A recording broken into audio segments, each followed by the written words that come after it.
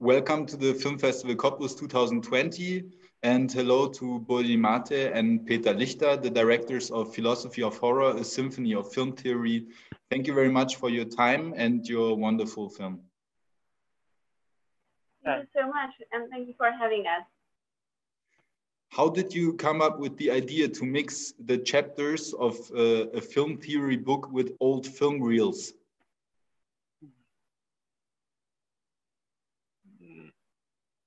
So yeah,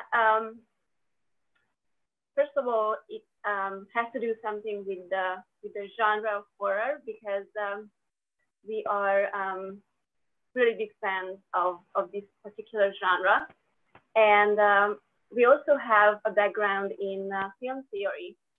So you know, we are quite familiar with for instance, Carroll's text. And also other kind of theoretical approaches and texts. And it was always kind of a big part of our filmmaking practice, like to mix filmmaking with theory. And this is how we decided to work with Carroll's text. And you know, one thing led to another, because we used the reels of two films, actually. The first one is the first part of The Nightmare on Elm Street, and the other one is its sequel. So, and it's a very well-known and kind of classical horror film from the 80s. So basically, this is how we came up with the idea of mixing the two. But the first we got the reels, and it was by chance.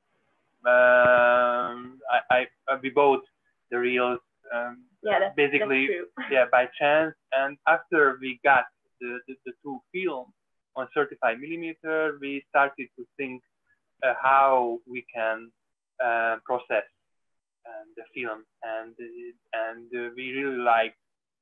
We really would like to use some classical theoretical text, and the Carroll text was a pretty good choice for, or you know, pair with the abstract film with the text. It's so interesting that you find this connection between this, let's say, the fantasy of horror and also this that the human mortality in a way, and but there is this strong connection that basically we are obsessed with our own mortality, and that's why we are fascinated with horror films. That's in a way from a theoretical side, but then rather with the plot, you manage to capture the audience with the truly cinematic means. So how can I imagine your creative process? What did your workflow look like? The workflow was quite simple, because we just selected the, you know, two whole feature film on 35mm is quite a lot of film material. So it's around 10 reels of film, celluloid, and we had to select, you know, the pieces what we want to use in the film. And when we got the pieces, we dug it in the we buried the film. You buried the film in the ground. Yeah. So basically, a lot of material was rusted, decayed, and a lot of material was, you know, simply this direct cinema process when you paint or scratch on the film material directly, which is direct animation. Basically, it's a very old technique, you know, in the experimental film cinema tradition. And we mix together the two process, you know, the decaying and the painting. and we digitize this material with very simple Canon digital camera and a very special optical, a very special lens, sorry, which is basically for copying photo negatives. So the name is, I think, is duplicator lens, which is for which is very old. And we had to make photographs with this lens frame by frame on the painted material. And when we got around 50,000 still photos, we basically, in the digital editing program, we edited the film frame by frame. And then you worked together very closely with Adam Marton Horvath on the soundtrack, and I find that's such a character for this film. How did you collaborate on that one? You had the final result, and then he scored to it, or you were working in between? We are very lucky because we worked with Adam for a long time. He was my classmate in university, so we knew each other, and we made a lot of film together. So basically, he made the music parallel with the process, the whole process, and he showed us a lot of version, and we were lucky because he found out a very funny and very good technique. Basically, he built his own instrument, like from a chainsaw, which was, inspired by Freddy Krueger's hand, and he made a lot of experiments with this chainsaw instrument stuff, and he really into this kind of experimental music, and basically that was it. He made a lot of versions, and we just picked the ones we liked, and we put together the film. Sometimes we said to Adam that this section would be more intense, more slow, or more different kind of rhythm, but that was all the direction we gave it. So I guess that the whole collaborative process must be very intuitive, right? Because it's such a non-verbal expression. Yeah, when you collaborate in this kind of cinema, or the kind of cinema what we made, which is much more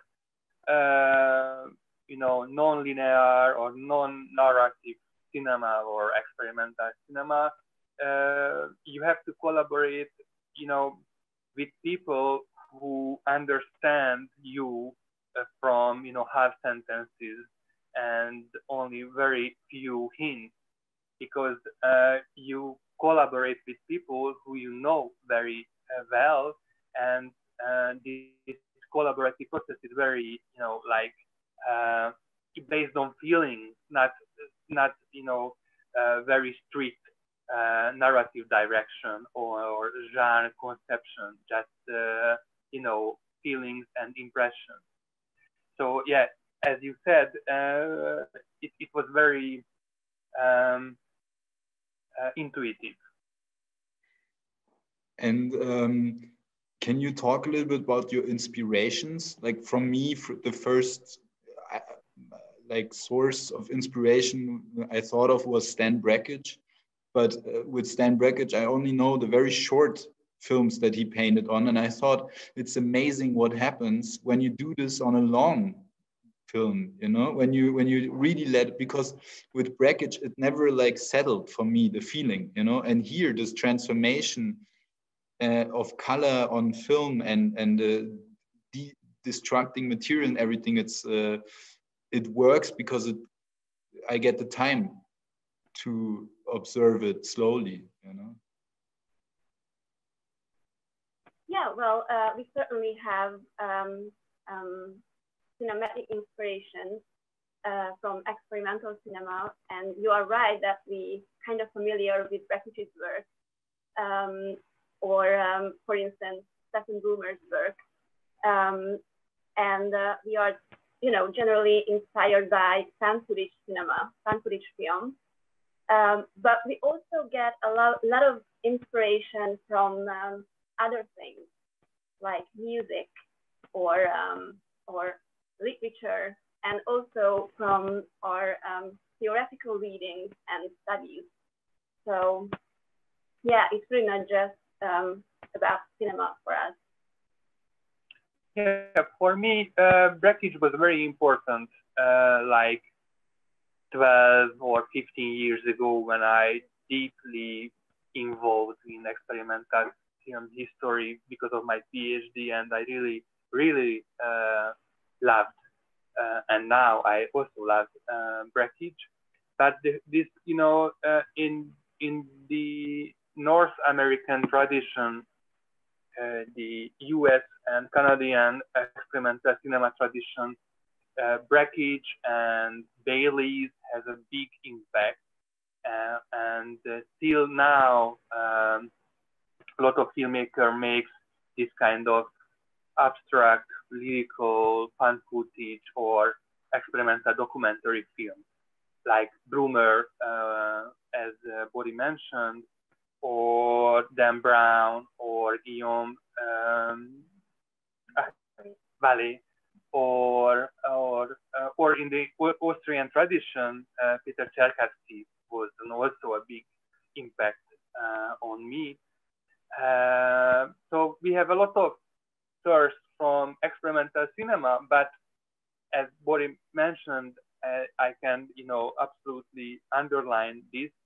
The other big half of inspiration from other stuff, for me, it is from, you know, Hollywood cinema and popular cinema, and literature as well, like poetry and etc. Yeah, it was interesting that to me it felt as if you managed to create something of a living object. So it was looking back at me. And I thought, now that you said the Hollywood cinema, film is still so young as an art form, and we have already settled on this certain narrative approach for the most part, right? It's looking at your film, I thought there is so much more to be discovered, and maybe in a few hundred years from now, films will be something completely different. They will be not narrative at all, less story-driven, much more immersive. What are your thoughts on that? It's a good question. I'm certain that the technological progress of cinema is much faster than the aesthetical progress of cinema. So that's why I think that the old technique and old forms, like our film form, which is basically, you know, it can be made in the 60s or even in the you know, 30s. I think the old forms are absolutely good and absolutely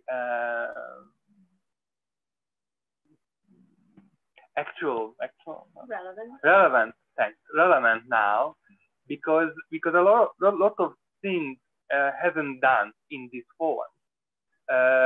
You know, the old camera lens technique or the abstract cinema, and that maybe that's why a lot of experimental filmmakers like Cherkassy or Steven Brummer uses this very old analog technology, because a lot in an aesthetic level, there are a lot of things which is absolutely new, has a new territory, and the technological progress is very important in a way that we can use new technology with old technique. For example, our film is made, you know, on analog film painting, but with a digital camera.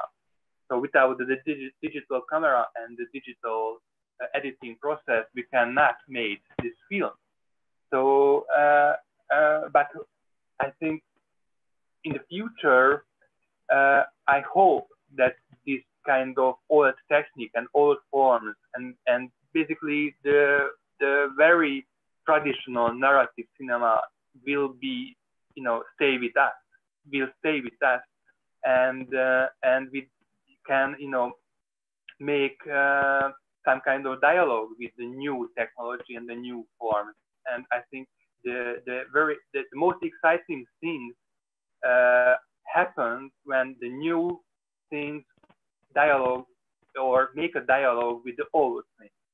So I am a little bit, conservative and a little bit try to be more, fresh. But the progression and the old forms has to always emerge. Yeah, well, I'm not really sure that narrative cinema will disappear forever, but again, I don't even know what will happen 100 years from now. I mean, will still humans be there or here, or will this planet still be like the way we experience it now? I don't know, but I'm positive that the way our perception of reality continuously changes, it will have an impact on our film culture, moving image culture as well. So yeah, it will change, but it's a big question how it will change. It's really depending on the direction that, I don't know, our world is taking. Yeah. And can we expect new works from you too? Yeah, of course. We are always working on something or planning to work on something. So yeah, we are planning to make together film and separate. When we make separately films and together films, we will make together an adaptation of The Island of Dr. Moreau, which is a classical horror science fiction text, which is now, we think, very aktuális.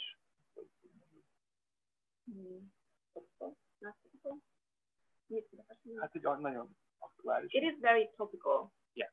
Right that text. But it will be a short film, shorter 20-minute film, and maybe we will expand that short film into some kind of feature and experimental film, but it's not clear how. And Bori also has a project, and I have a project, and we are, writing a lot because next to filmmaking, we write a lot. So what's the difference when you work alone and when you work together?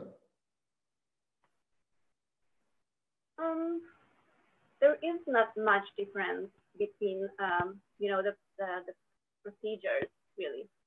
It's just that we, I don't know, discuss more things in detail when we work together. Yeah, and maybe when we work together, the process is a shared process, and the responsibility is shared. But when we work alone or separately, we always discuss the other film or text. So we never feel that we are really alone. We just maximum we don't share the responsibility, but the discussion is always there. And how do you spend your lockdown, if you have one? Oh well, we really like board games. Board games. We are board games fanatics with our friends, but we cannot meet our friends now, so we play alone. alone with this Lovecraftian board game named Eldritch Horror or Arkham Horror. And this was the advertisement placement.